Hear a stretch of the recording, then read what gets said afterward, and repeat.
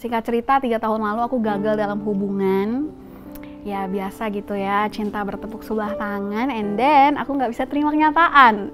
Jadi denialnya cukup lama.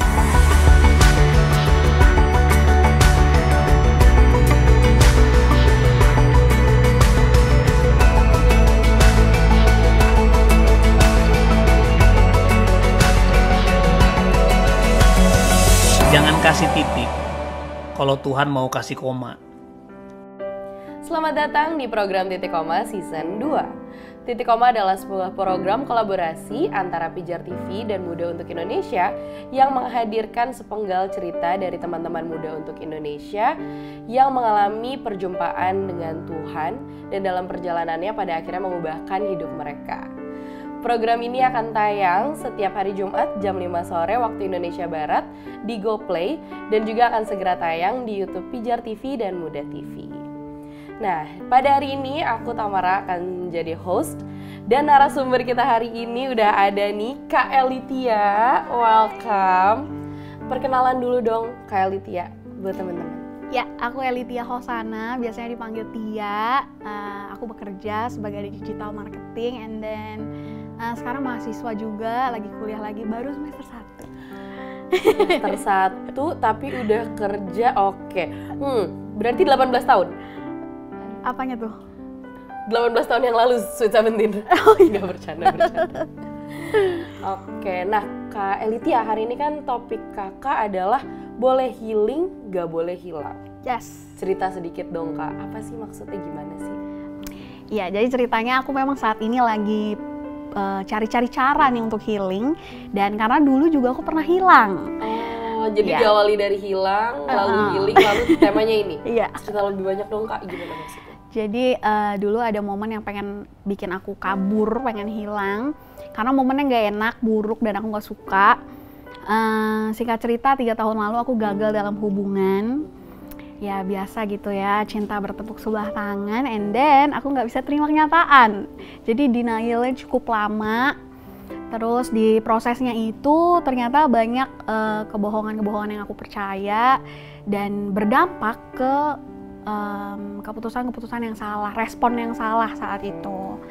Ya salah satunya adalah dengan cara menghilang, kabur gitu. Karena aku kalau ada konflik atau aku juga berusaha bertahan dalam toxic relationship, tapi ternyata itu membuat aku terluka, membuat banyak respon yang salah, sehingga kayak rasanya tuh aku pengen menghilang aja gitu.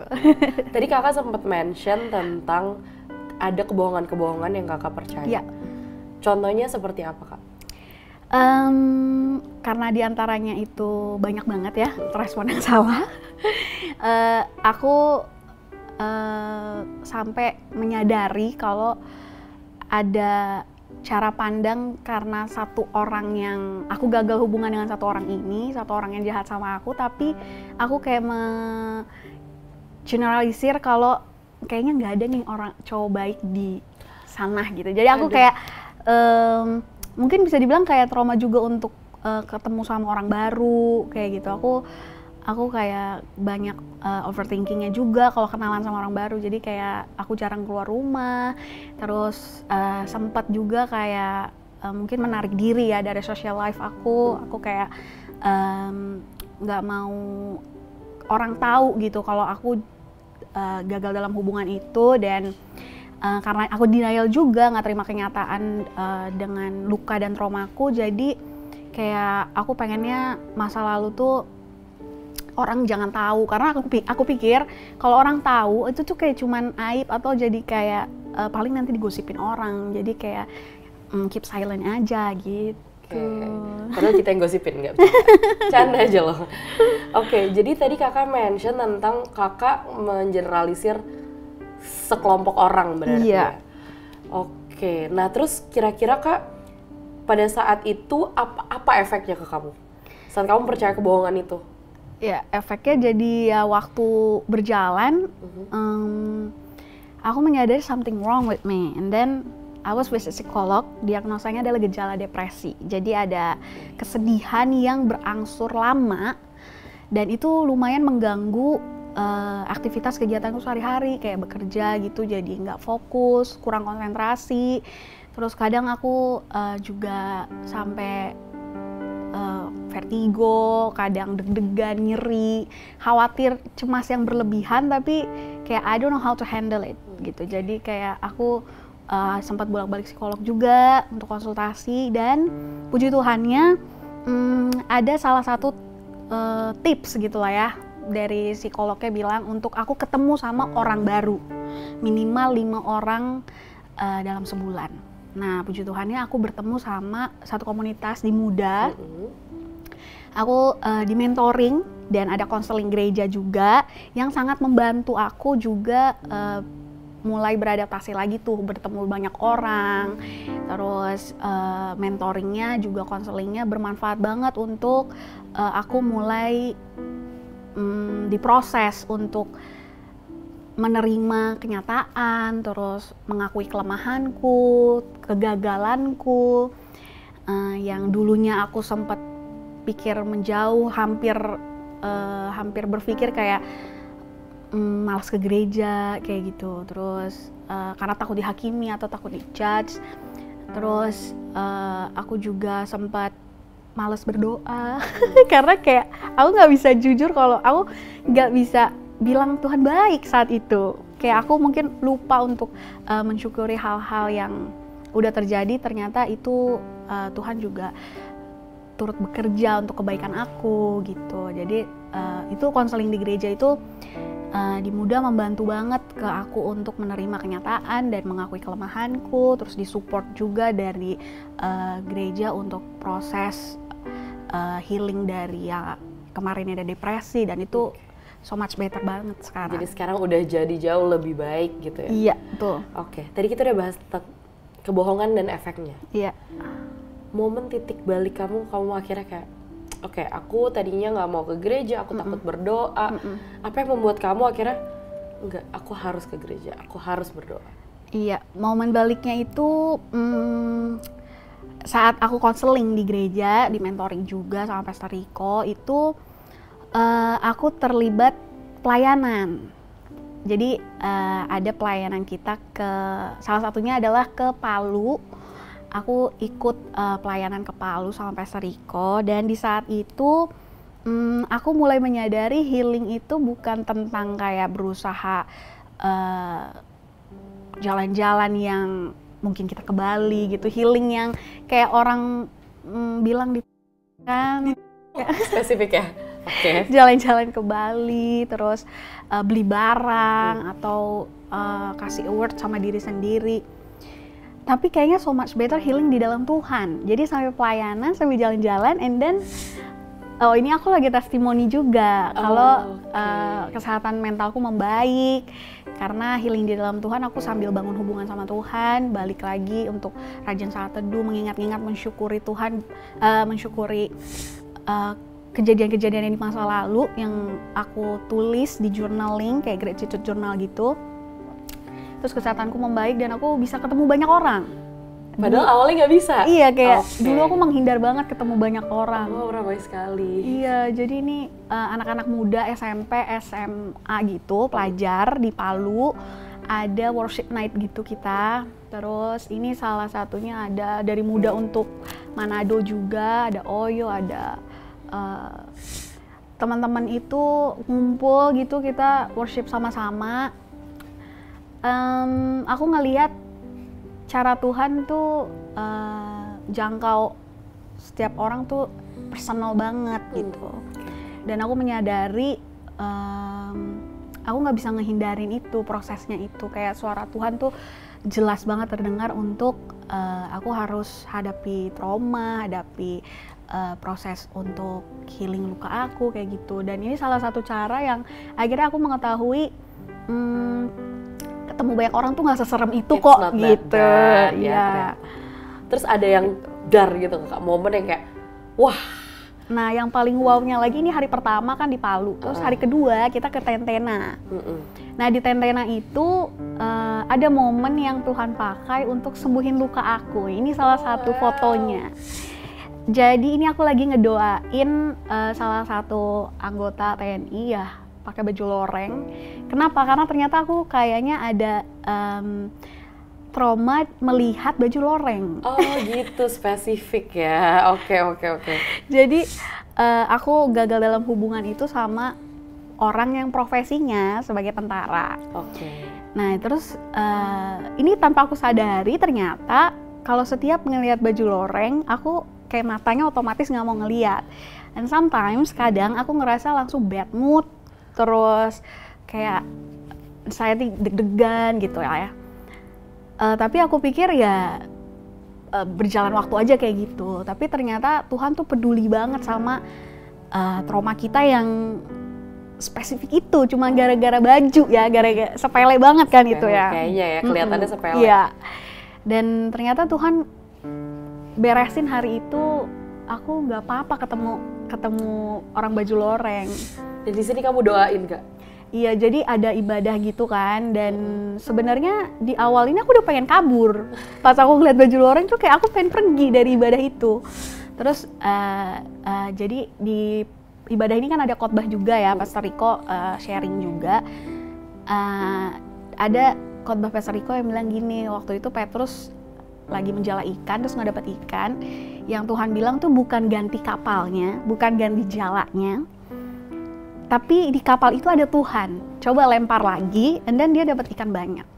Terus kayak saat itu mungkin aku yakin itu bukan aku. Kalau aku Elitianya pasti dia bakal kabur saat itu. Tapi ada gerakan Holy Spirit yang kayak ngasih tahu aku jangan dihindari. Hari ini momennya Tuhan kayak pengen sembuhin aku di spesifik trauma yang itu. Kayak gitu. Dan saat itu aku udah ngeliat baju-baju loreng banyak banget di belakang, terus kayak mereka maju ke depan untuk minta didoain, kayak ada yang gerakin aku untuk doain yang pakai baju loreng. Aduh. Gitu kan. Terus aku udah pakai essential oil tuh ya, udah pakai, karena ini udah deg-degan banget nih, udah deg-degan sakit perut kayak gitu. Tapi kayak aku tiba-tiba punya kekuatan untuk maju ke depan juga, and then aku pegang bajunya. Bukan orang ya? Aku pegang. Di saat itu juga aku kayak ngerasain kelegaan yang wah, aku udah selesai nih sama baju loreng. Aku nggak apa-apa kok.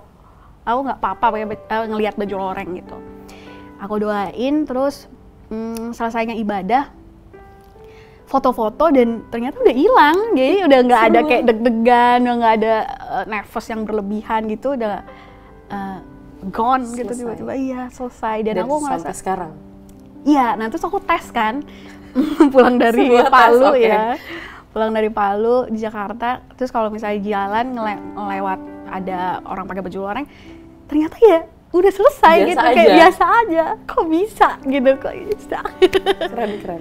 Dan itu yang aku terkagum dengan cara Tuhan yang peduli banget sama hal-hal sepele traumaku yang cuma gara-gara urusan baju, tapi kayak Tuhan selesaikan Tuntas. Ya, dan itu berdampak juga ke respon-respon aku yang berikutnya gitu, karena itu udah kelar, udah selesai. Jadi aku juga udah mulai terbiasa normal ketemu orang baru. Terus aku yakin banget akan banyak cara Tuhan, bisa lewat apa aja, momen apapun itu jangan aku hindari gitu. Untuk memang itu proses untuk aku. Gitu sih. Lega ya tapi berarti. Lega banget. Oke, tadi kita ngebahas sedikit tentang trauma, tentang kebohongan yang kamu percaya, tentang proses panjang yang kamu jalanin. Kamu harus konsultasi bolak-balik, kamu dapat challenge ketemu 5 orang baru dalam sebulan, dan ternyata Tuhan selesaikan di satu waktu. Nah Kak, pasti ada orang yang ngerasa hal yang sama, mungkin nggak sespesifik kamu. Boleh nggak Kak kasih encouragement ke teman-teman? Oke. Kalau dari aku, mungkin kita butuh denger ini ya, kegagalan, kejatuhan kita itu bukan rencana Tuhan. Tapi kalau Tuhan mau pakai itu untuk membentuk kita, proses kita jadi semakin mengalami Dia, seharusnya jangan kabur, jangan lari, hadapi. Dan aku yakin percaya Tuhan akan tolong dalam prosesnya, kasih kekuatan, kasih penghiburan. Kadang masa lalu kita tuh kayak gudang yang pengen kita tutup, padahal berantakan banget, dan kadang kita juga nggak sanggup untuk beresin sendiri, jadi memang butuh Tuhan untuk beresin satu persatu. Dan aku yakin banget, aku percaya kalau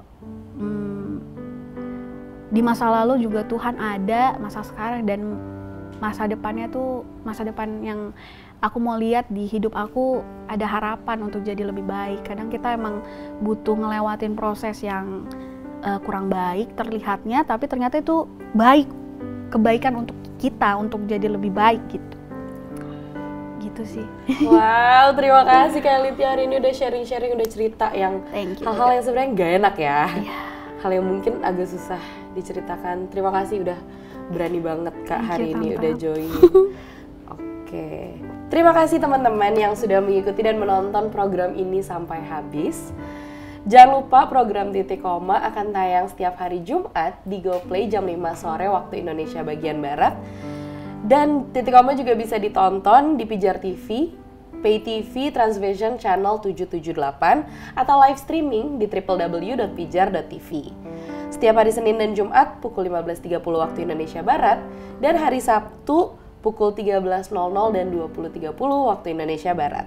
Selain itu bisa juga ditonton setiap hari Kamis jam 6 sore waktu Indonesia bagian Barat di YouTube Muda TV. Dan juga jangan lupa follow Instagramnya @pijartv dan follow juga @muda-untuk-Indonesia untuk mengetahui program Titik Koma itu update-nya apa aja. Yay. Dan buat teman-teman yang punya pertanyaan atau rindu untuk didoakan, boleh hubungin nomor yang ada di bawah ini ya. Nanti akan ada tim dari Pijar TV yang akan menghubungi dan membantu memfasilitasi teman-teman yang membutuhkan. Buat teman-teman yang ingin tergabung dalam komunitas, ingin bertumbuh tapi nggak tahu harus kemana, Muda Untuk Indonesia hadir untuk teman-teman semua. Teman-teman dapat menghubungi tim Muda melalui DM Instagram Muda @muda-untuk-indonesia. Dan kalau teman-teman yang berdomisili di daerah Indonesia Timur, kalian bisa cek Instagramnya di Muda Untuk Papua, Muda Untuk Ambon, Muda Untuk Kupang, Muda Untuk Bali, dan Muda Untuk Manado. Yang juga hadir untuk menjangkau teman-teman semua. Jadi diharapkan untuk teman-teman yang butuh difasilitasi bisa reach out aja ke Instagram yang tadi udah disebutkan ya. Nah, sebelum kita selesai, aku mau kasih tahu sedikit. Kalau teman-teman tadi notice aku sama Kak Litya pakai baju titik koma, baju-baju yang kita pakai ini bisa dicek aja dan di check out. Jangan cuma dicek, di check out di Shopee Muda Merchandise dan bisa lihat Instagram @merchbymuda. Kita cuma punya kaos. Banyak dong. Masih banyak. Kita ada jaket Keeping Love Real. Terus ada apa lagi? Ada produk terbaru juga nih, Hanging Wallet. Ini keren banget. Ada tempat untuk kartu dan ini kita juga produk terbaru kita namanya Smart Card. Ya, ada e-money and then flash. Terus ini ada 3 pocket tuh. Gemes banget kan? Kalau dipakai lucu banget ya sih? Iya, ini talinya bisa ya? di-adjust gitu juga.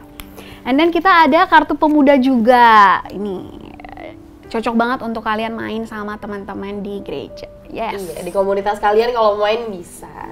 Jadi teman-teman jangan lupa untuk saksikan episode selanjutnya dari program Titik Koma. Dan jangan kasih titik kalau Tuhan mau kasih koma. Bye!